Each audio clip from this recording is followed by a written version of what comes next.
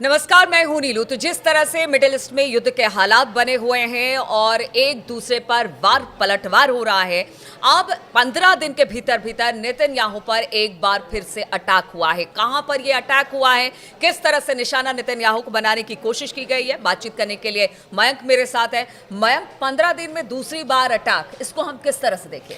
देखिए, पहली बात तो ये है कि पिछले 24 घंटे में हिजबुल्लाह की तरफ से और जो ईरान के प्रॉक्सी संगठन हैं इनकी तरफ से ज़बरदस्त अटैक हुआ है इजराइल में एक बार फिर।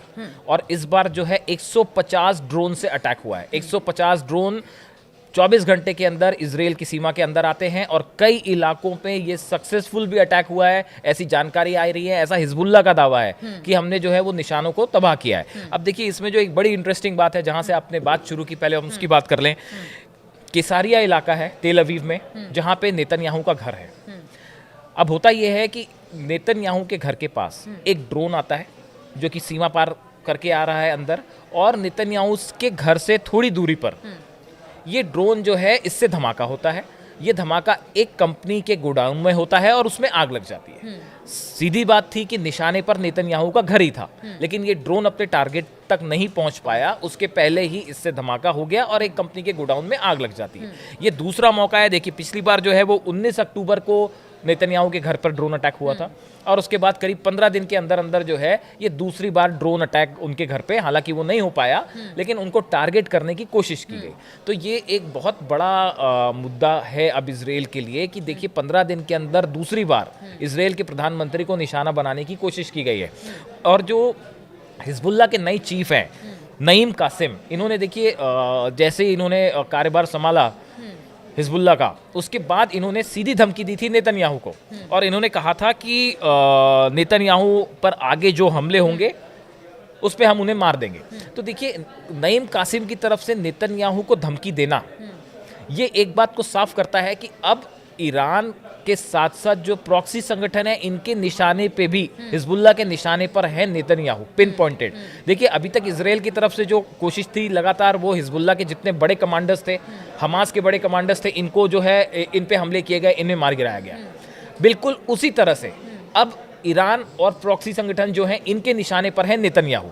और ये जो 15 दिन के अंदर अगर मयंक बात की जाए, पिछले कई दिनों से हमने देखा है कि जो ड्रोन है वो इजराइल के नाक में दम किए हुए है। ड्रोन लगातार इजराइल के अंदर दाखिल होता है, किसी न किसी बड़े अटैक को लेकर इसे ड्रोन को भेजा जाता है और फिर वहाँ पर एक बड़ा कह सकते हैं कि दिक्कत पैदा करता है, या वहाँ पर किसी को टारगेट करके भेजा जाता है। तो जो ड्रोन है ना, अटैक मुश्किल हो गया। अटैक बहुत, देखिए, पिछले जो मैं आपको बता रहा था कि पिछले 24 घंटे के अंदर जो है करीब 150 ड्रोन्स जो हैं वो इजराइल की सीमा के अंदर दाखिल हुए हैं। और इसमें कहाँ कहाँ नुकसान हुआ हम आपको वो भी बताएं। आईडीएफ का मेरॉन बेस है, कह रहे हैं कि इस मेरॉन बेस के पास जो है वो ड्रोन से अटैक हुआ है। कई ड्रोन्स जो हैं वो इजराइल ने तबाह कर दिए, आयरन डोम ने तबाह कर दिए, लेकिन बताया जा रहा है कि मेरॉन बेस के पास जो है ये ड्रोन से धमाके हुए हैं।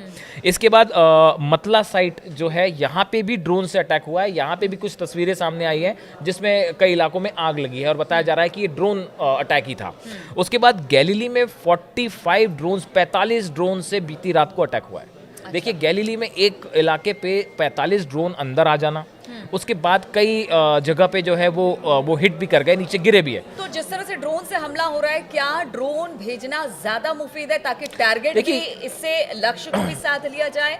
और ड्रोन कह सकते हैं कि वो शायद आयरन डोम जिस तरह से आप बता रहे थे कि वो उसको वो पकड़ भी नहीं कर पाता। जी तो वो बड़ी देखिए, रॉकेट्स से जो पहले हमले हो रहे थे जिसकी हमने चर्चा की, वो रॉकेट अटैक अब कम हो गए हैं, क्योंकि रॉकेट्स को आयरन डोम के लिए आसान होता है रॉकेट को डिस्ट्रॉय करना, वो उसको ट्रेस कर लेता है। लेकिन ये जो ड्रोन्स हैं और खासकर रूस के बने जो ड्रोन्स जिनकी चर्चा हो रही है, एक तो ये बहुत कम हाइट पे उड़ते हैं तो वो आयरन डोम ऑलरेडी उनको नहीं पकड़ पाता। दूसरी चीज, इसमें कई जगह जो है वो सिग्नल जैमर्स लगे हुए। ये ड्रोन्स वो ड्रोन्स हैं जो बताया जाता है, चर्चा है कि रूस की तरफ से दिए गए हैं और ये इस बात में खास हैं कि ये रडार सिस्टम इनको पकड़ ना पाए और आयरन डोम इसे पकड़ ना पाए। इस वजह से ड्रोन अटैक लगातार हो रहा है। और इस बीच में एक और बड़ी खबर है नीलू कि बताया ही जा रहा है, देखिए, इतनी बड़े ग्राउंड ऑपरेशन चल रहा है लेबनान में, इतने सारे कमांडर्स मारे गए, इतना नुकसान हुआ हिजबुल्लाह का, उसके बाद भी लगातार ये अटैक्स हो रहे हैं। कहा जा रहा है कि जितने प्रॉक्सी संगठन हैं ईरान के, चाहे वो इस्लामिक रेजिस्टेंस हो, चाहे हुती हो, बाकी के भी जो है, इनकी तरफ से 5,000 नए लड़ाके जो हैं वो लेबनान भेज दिए गए हैं, जो कि पहुंच गए हैं लेबनान, और अब इन्होंने हिजबुल्लाह की तरफ से लड़ाई शुरू कर दी है। तो एक प्रकार से जो हिजबुल्लाह को सेटबैक था उसकी भी देखिए ईरान के भरपाई साथ, करने की हाँ, कोशिश सीधा की गई। युद्ध नहीं हो रहा, लेकिन लेबनान वाले फ्रंट पे इजराइल को लंबे युद्ध के लिए, लंबे संघर्ष के लिए उलझा दिया गया है, और इसमें इजराइल को बड़ा नुकसान हो रहा है। बिल्कुल। तो जिस तरह से ग्राउंड अटैक लगातार इजराइल लेबनान में हिजबुल्लाह पर कर रहा है, अब उसको लेकर तमाम तरह की खबरें आ रही है, और खास तौर पर ड्रोन इस वक्त जो है वो इजराइल के लिए एक बड़ी मुसीबत बना हुआ है। 15 दिन के भीतर भीतर नेतन्याहू पर 2 हमले हो चुके हैं, और टारगेट इस वक्त नेतन्याहू ही है। अब देखना होगा कि किस तरह से इजराइल इसका जवाब देता है। इस खबर पर लगातार हमारी नजर बनी रहेगी। आप बने रहिए हमारे साथ।